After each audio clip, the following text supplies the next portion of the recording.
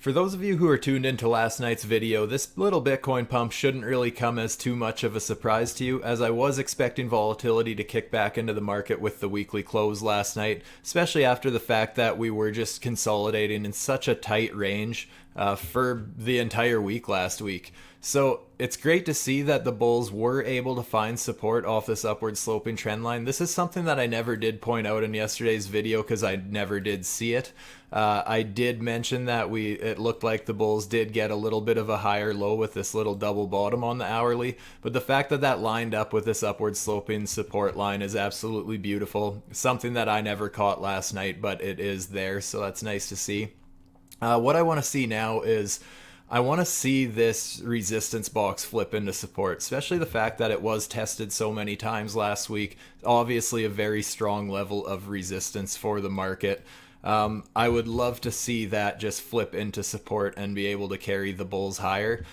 Where we are currently finding resistance isn't all too shocking either, because you guys know that I love to pull Fibonacci's for looking for just little price targets and that sort of stuff. So if we were just to continue chopping around this channel, this bigger channel here, it would make a lot of sense that we found resistance there, because you guys know my thoughts on the Fibonacci tool. I love watching the 618 and the 786 Fibonacci's.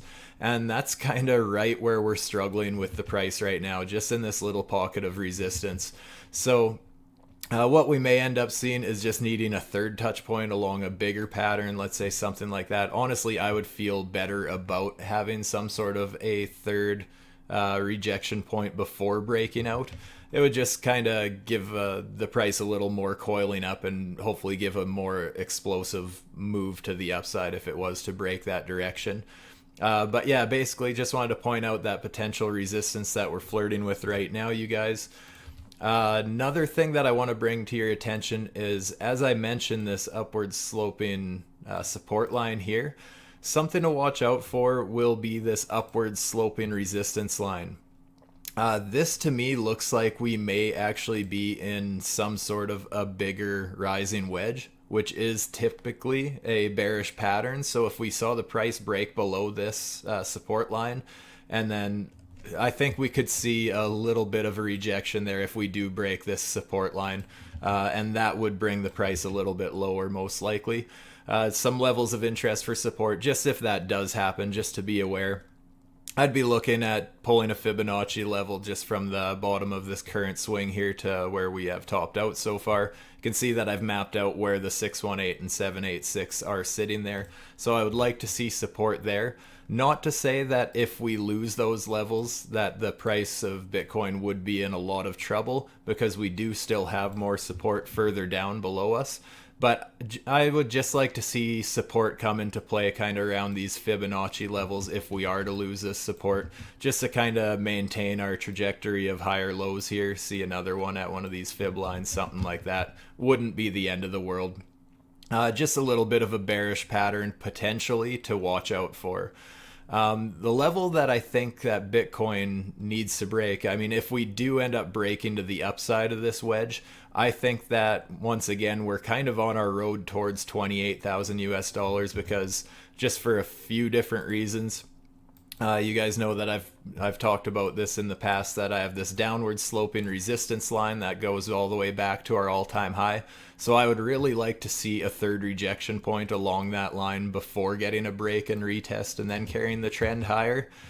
Doesn't have to happen, but I just prefer, if I'm playing a breakout trade like that, I would definitely prefer to have, let's say, at least 3 touch points rather than just 2 like what we currently have, because we have our 1 touch point here. I'm going to consider this whole little cluster as another touch point, so I'd love to see 1 more before breaking.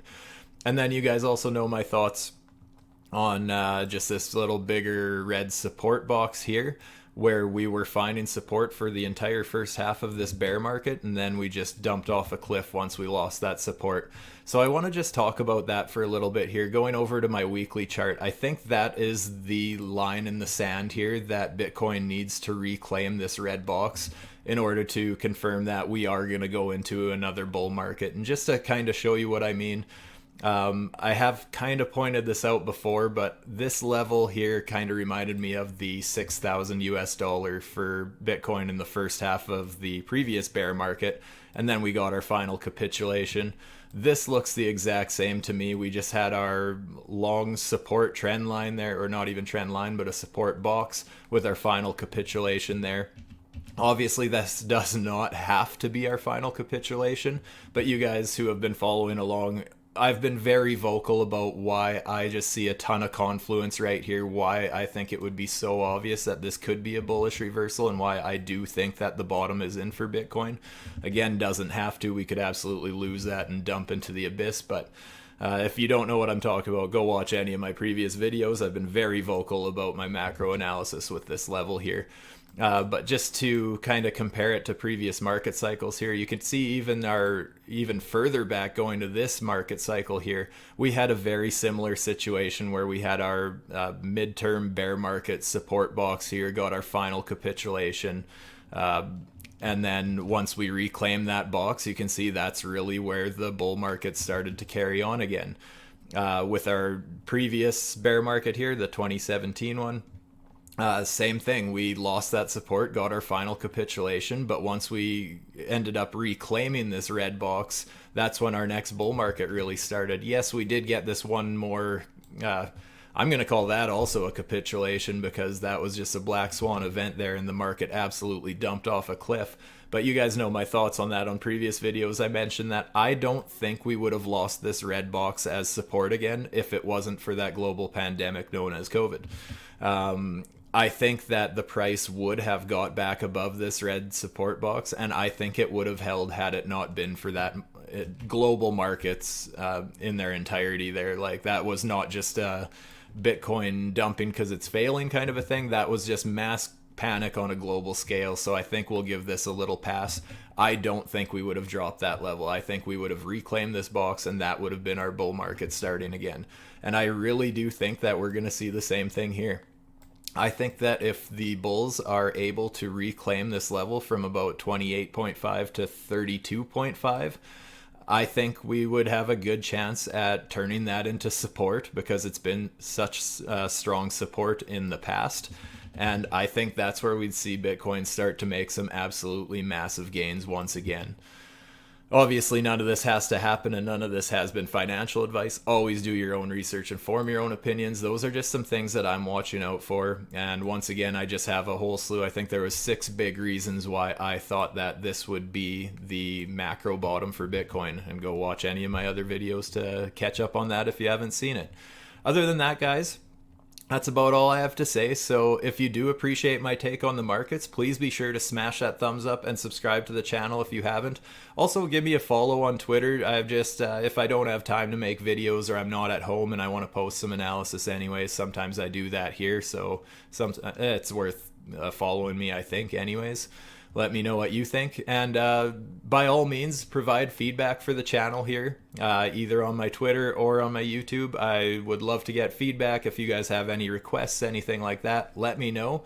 But with that, dudes and dudettes, I'm out. Stay safe, my friends. Peace.